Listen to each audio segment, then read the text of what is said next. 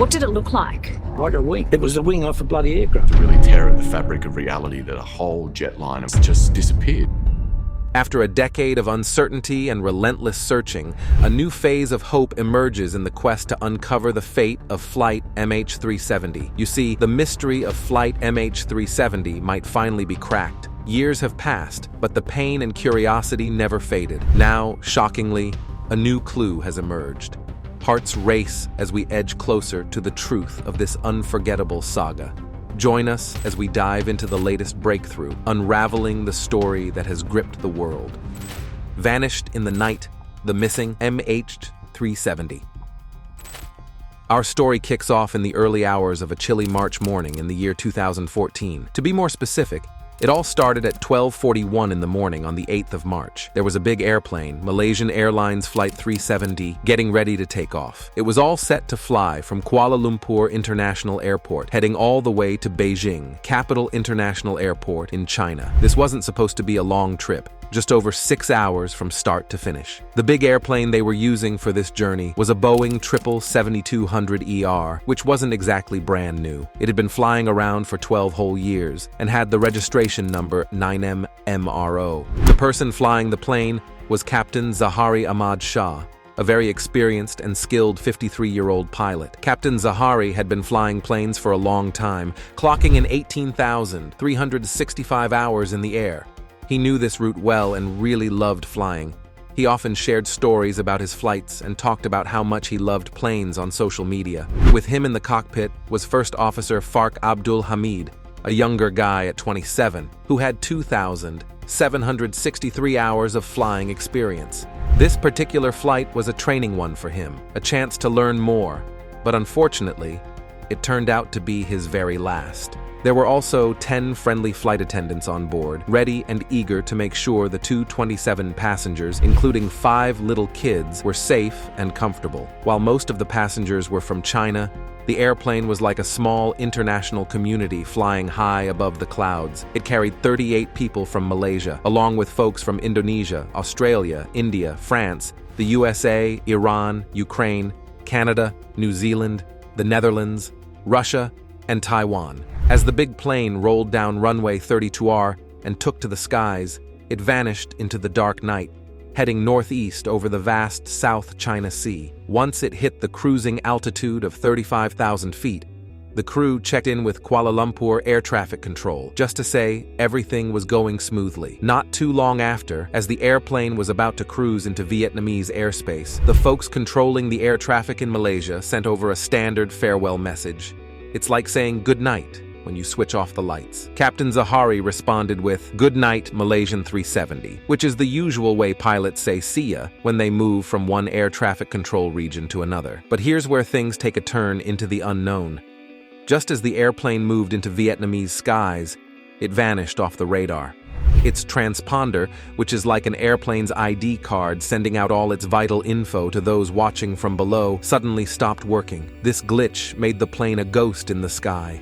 Those tracking it on the ground lost all sight and understanding of where it was or what was happening on board. It was as if, in the blink of an eye, the plane stepped into a shadow, leaving everyone puzzled and worried. The story gets even weirder and more mysterious. Before the airplane disappeared, nobody on the plane sent out any kind of emergency signal. There weren't any reports about the weather being bad or something going wrong with the plane. Then, around 1:30 in the morning, something unexpected happened. Both the military and regular people watching the radar in Malaysia saw the plane again, but something was off. The plane wasn't where it was supposed to be. It did something really surprising. It turned around and started going back the way it came.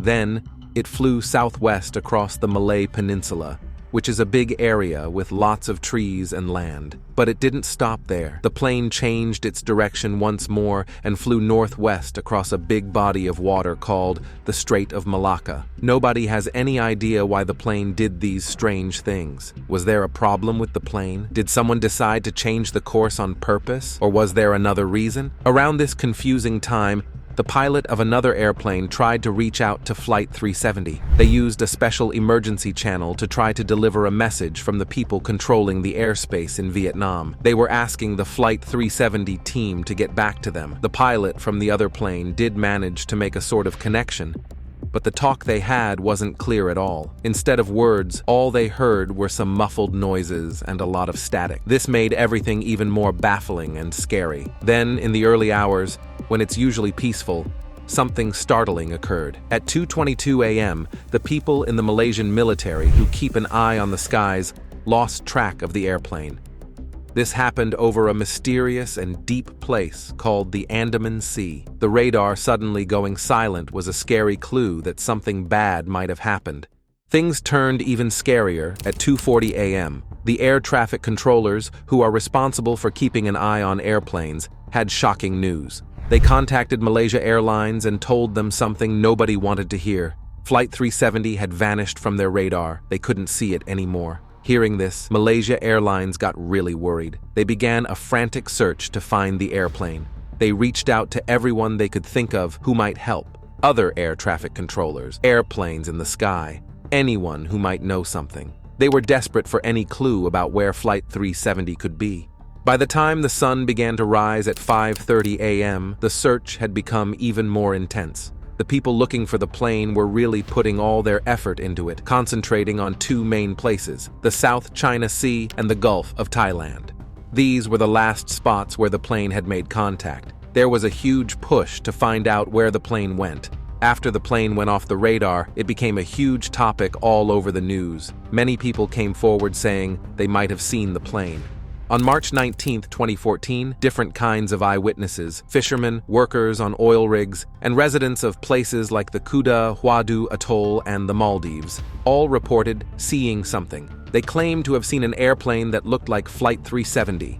Some of these eyewitness accounts were really detailed. For instance, a fisherman near the coast of Kota Baru reported seeing an airplane flying unusually low, which was both strange and alarming. Keep going with us as the mystery grows, with strange sightings and ideas that spread the puzzle beyond the plane's disappearance. Searching the silent Vietnamese waters. Far off in the distance, a whole 1863 miles southeast of a place called Wong, something unsettling happened. An oil rig worker, just doing his usual job, looked up to see something that made his heart skip a beat.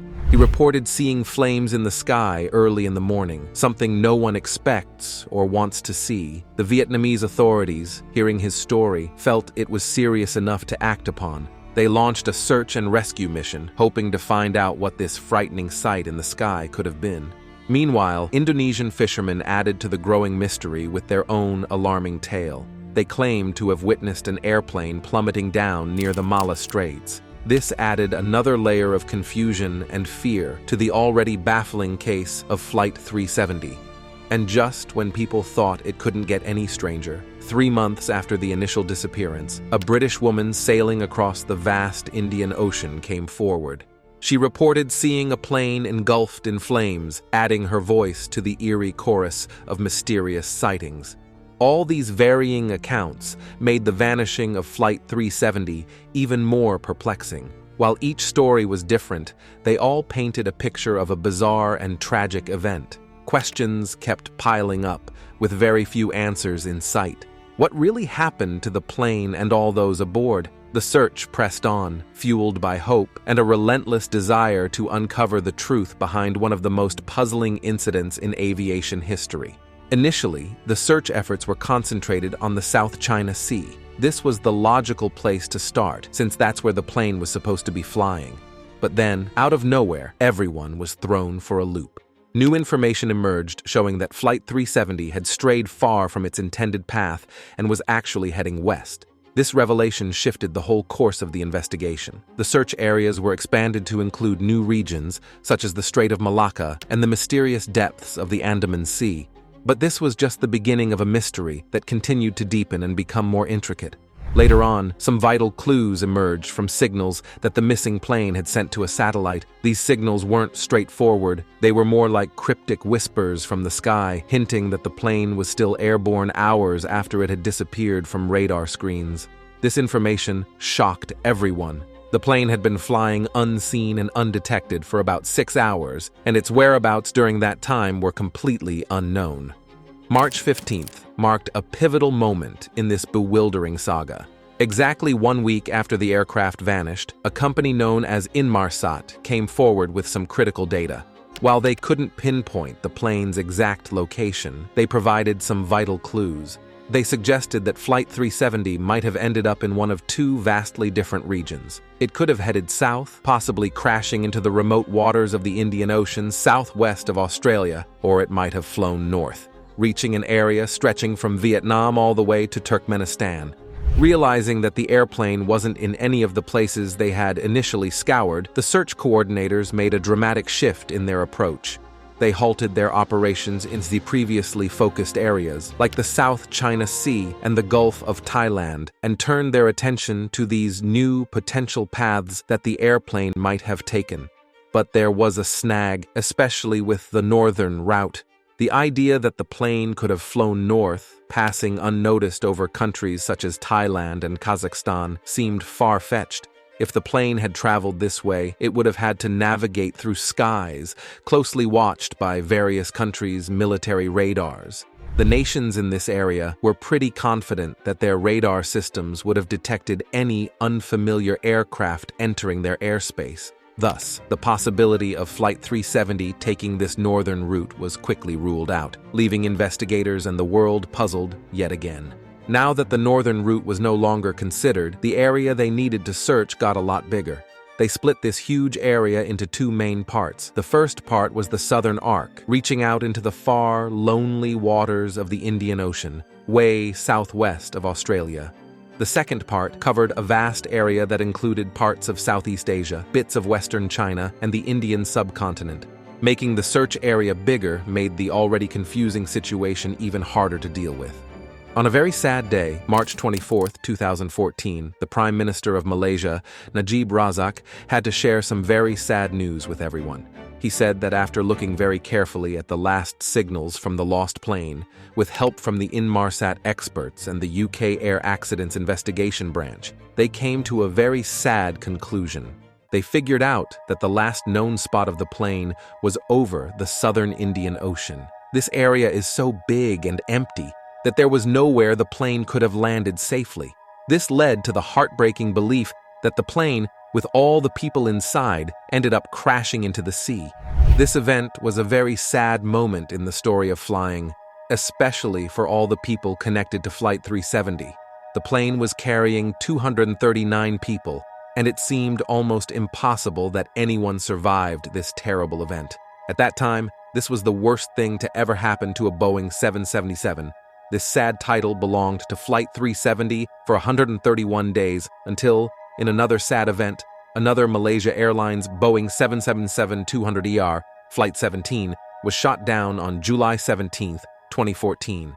This other awful event took 298 lives, making it even more tragic than the first. Follow us into the intense hunt for clues, filled with unexpected turns and the strong desire to find out what really happened. The faint beep hunt. The mission to find the lost Flight 370 turned into the most costly search in the history of flying. This mission was incredibly hard, mostly because they thought the plane might have crashed in a part of the ocean that's really far from anywhere else, making it very hard to get to. A tiny bit of hope showed up on April 6, 2014, when a ship from Australia, floating far out in the sea, heard what they thought were beeps from the plane's black box. These sounds were caught around 1240 miles northwest of Perth, which is a city on the coast of Western Australia. What made this clue seem real was that the data from Inmarsat, a satellite company, matched where these noises were coming from. But there was a big worry hanging over everyone's heads. If these beeps really were from Flight 370, the black box that recorded the plane's last moments might soon run out of battery and stop working. To check out this clue, they sent down a robotic submarine to comb through the ocean floor. This job was huge. The beeps had been heard over a big, wide area, and despite the submarine looking really hard, and for a long time, it couldn't find any parts of the missing plane. Later on, some people started to think that maybe those beeps were a mistake, perhaps noises made by the submarine's own equipment messing up.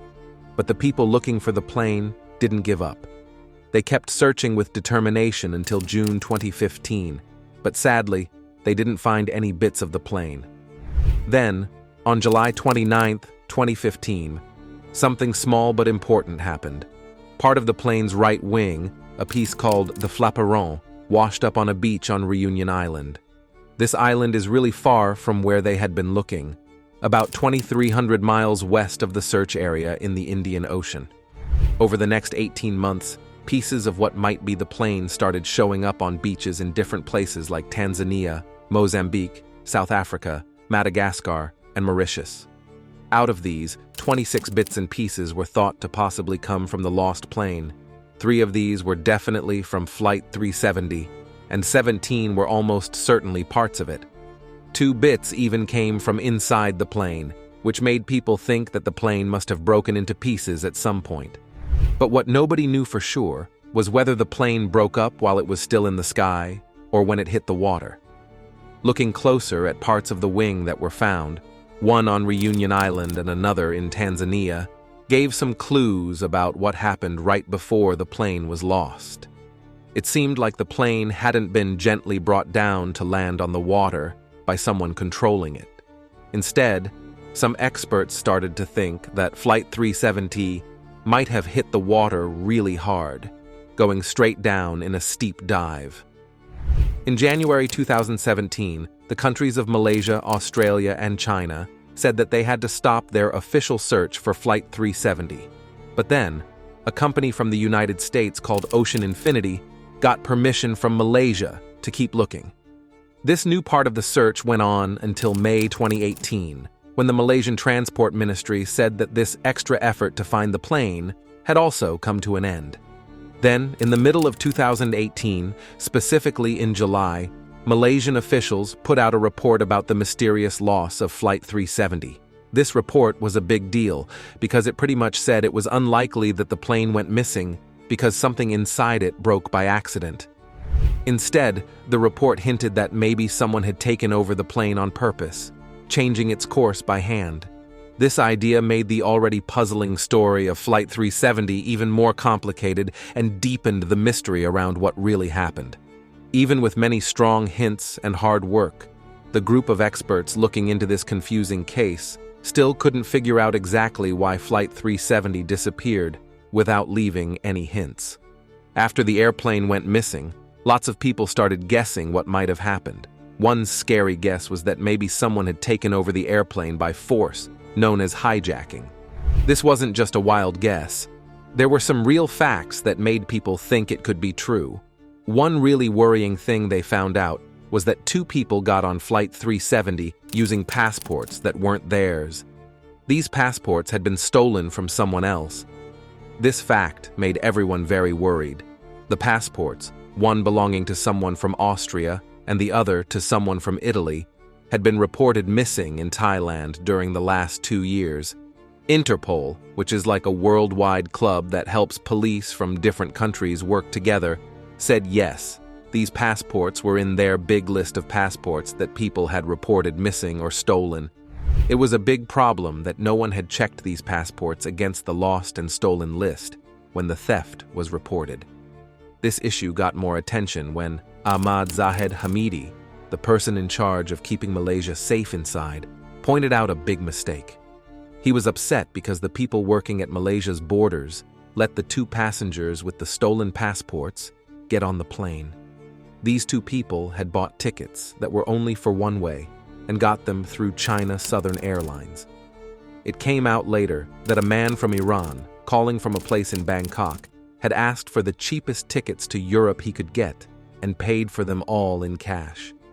Then they found out more. The 2 passengers were actually young guys from Iran, one 19 years old and the other 29. They had come into Malaysia legally, using their real Iranian passports, right at the end of February. People started guessing that maybe these guys were just trying to go to another country to live safely, known as seeking asylum. The boss of Interpol even said they were starting to think this wasn't about terrorism, After Flight 370 mysteriously went away, American and Malaysian teams started a very detailed check on everyone who was on that flight. They looked into every bit of the passengers' pasts. At the same time, the Chinese government looked really closely at the passengers from China. After all this looking, they all agreed on one thing. There wasn't any sign that any of these people were involved in doing something violent or connected to terrorism. Step into the whirlwind of guesses and stories made after Flight MH370 went missing, each adding twists to the already confusing mystery. Kazakhstan's engineering phone enigma. In this particular story, there was one man who caught everyone's eye for a short while. This man worked as a flight engineer for a company in Switzerland that rented out jets. Because he knew a lot about planes, the people trying to figure out what happened thought he might have taken the plane due to his deep understanding of how to fly and control them. While everyone was trying to guess what might have happened, a very exciting but scary idea came up. Some people thought that maybe spies from Russia took over the plane. They believed these spies made the plane crash on purpose in a very empty part of Kazakhstan. The reason? They thought maybe Russia wanted to make people look somewhere else and not at what they were doing in Crimea, a place where there was a lot of trouble. This idea sounded like something from a spy movie, with secret agents and hidden plans, but there was no real proof that it was true. As the story of Flight 370, the missing plane, unfolded, one small piece of information caught everyone's attention and started a lot of talks. There were reports that said the cell phones of the people who were on the plane were still making sounds, like they do when you call them, even though no one knew where the plane was. The families of those missing people were really upset and kept trying to call their loved ones. When they heard the phones ringing, they were filled with questions and started to hope maybe the plane was not lost in the ocean. This tiny glimmer of hope, however, was soon explained by people who know a lot about how cell phones and calls work. They said that just because a phone rings, it doesn't mean the call is actually reaching the other person. What happens is that the phone company's system looks for the phone and tries to make a connection. If it can't make the call go through after trying a few times, it just stops trying. So, the ringing the families heard was probably just the phone company trying to find the phones, not the phones themselves. Even though this explanation made sense from a technical point of view, it didn't help the families feel any better. They were still very sad and confused about what happened to the people they loved who were on that missing plane. Here's what we know. The plane was flying in the night sky above a place called the Gulf of Thailand. Suddenly, without warning, it turned around and flew back over land, passing both big cities and small villages. After this sudden turn, there was no more news from the plane. In a time like ours, where everyone is always talking and sharing things online, this complete silence is really strange and worrying. No one on that plane, whether they were going on holiday or traveling for work, sent a text, made a phone call, shared a picture, or said anything online after the plane changed its direction. This silence has made the mystery even bigger and has made many people very concerned about what might have happened during that flight. Nowadays, with everyone usually being online, it's odd that no one from Flight 370 made any contact. This silence has caused a lot of debate and guessing among experts. Many passengers were from Malaysia and China, countries where almost everyone uses a phone, especially those traveling abroad. So, what stopped them from communicating?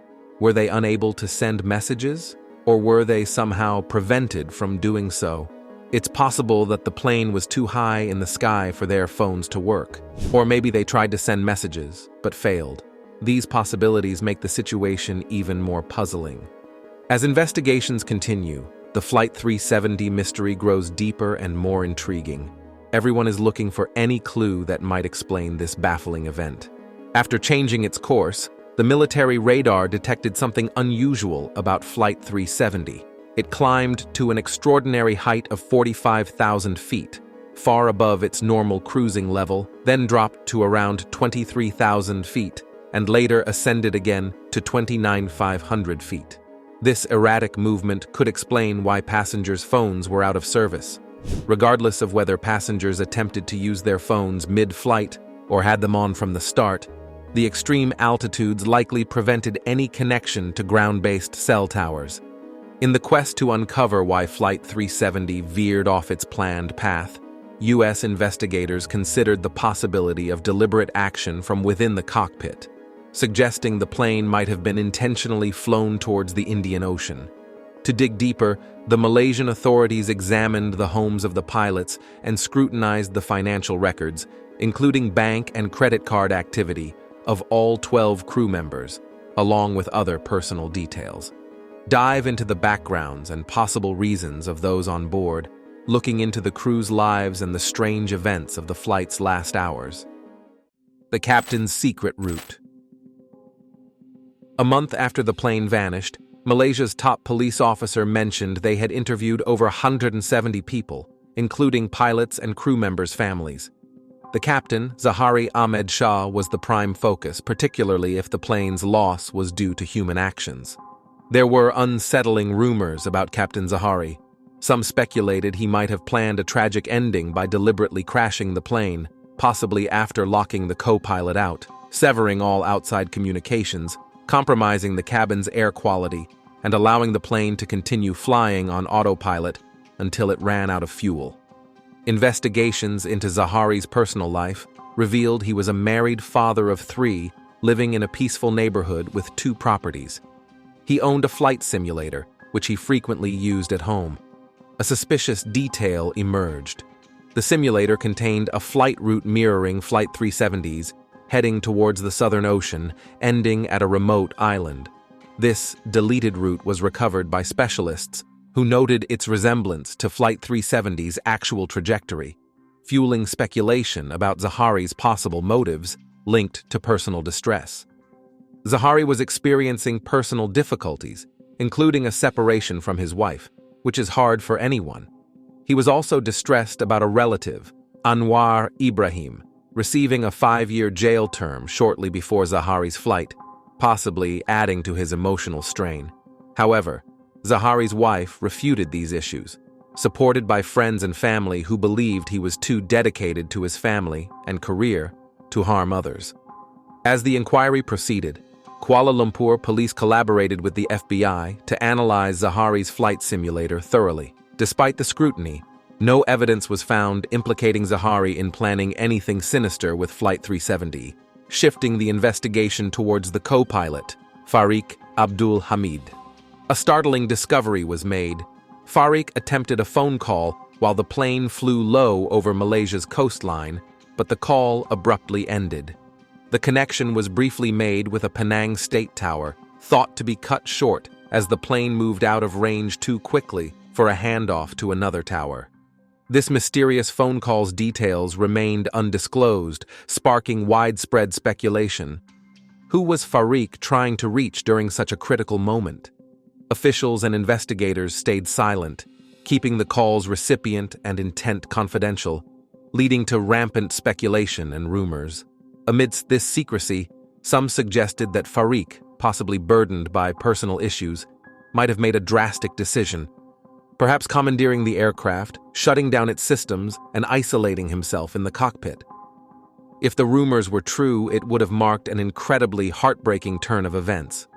Both the crew working on the flight and the passengers would have found themselves in a dire situation, unable to access the cockpit in what would have been a critical moment.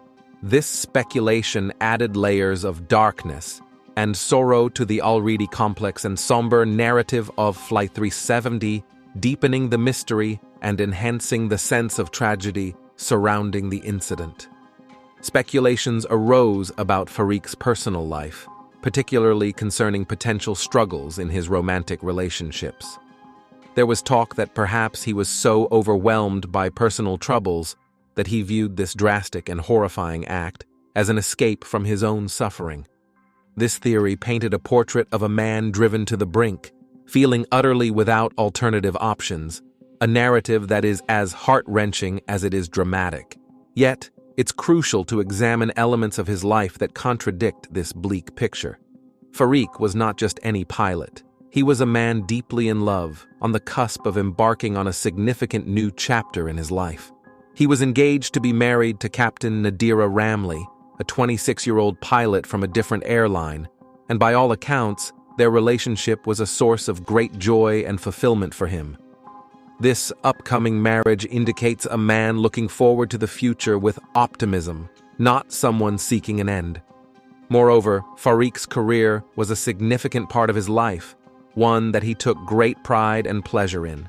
Flying was not merely a job for him, it was a passion, a calling that he was wholeheartedly devoted to. His enthusiasm for flying was evident, and his commitment to his profession was well known among his peers. This level of dedication highlights how much he valued his role as a pilot. Considering these aspects of his life, it becomes challenging to reconcile the notion that he would deliberately choose a path leading to such a tragic and final act. His imminent wedding and his fervent passion for his career provide strong reasons to live, casting doubt on the likelihood that personal distress could have driven him to commandeer the flight for a catastrophic purpose. The stark contrast between the theories of his despair and the tangible evidence of a man excited about marital life and dedicated to his profession complicates the mystery even further. It urges us to avoid jumping to simplistic conclusions and to consider all facets of his life. Adopting this comprehensive approach to investigation respects the intricacy and nuances of human emotions and behaviors in scenarios such as this. What do you think lies at the heart of the MH370 mystery? Could this new evidence change everything we thought we knew? Share your thoughts below, and don't forget to like and subscribe for more.